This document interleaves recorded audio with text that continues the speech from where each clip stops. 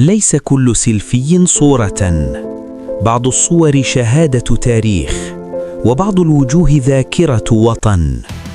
هنا أقف بجانب الأمير عبد القادر الجزائري، رجل جمع بين السيف والحكمة، وعلم العالم أن المقاومة أخلاق قبل أن تكون معركة.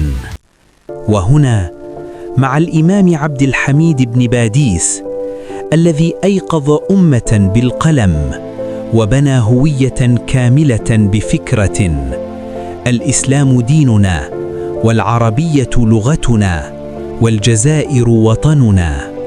وهنا مع الشهيد العربي بن مهيدي، الذي واجه الموت بابتسامة وقال للتاريخ: ألقوا بالثورة إلى الشارع يحتضنها الشعب.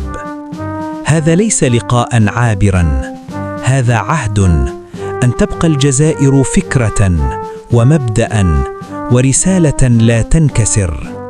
نحن أبناء وبنات هؤلاء، نحمل الذاكرة ونكمل الطريق.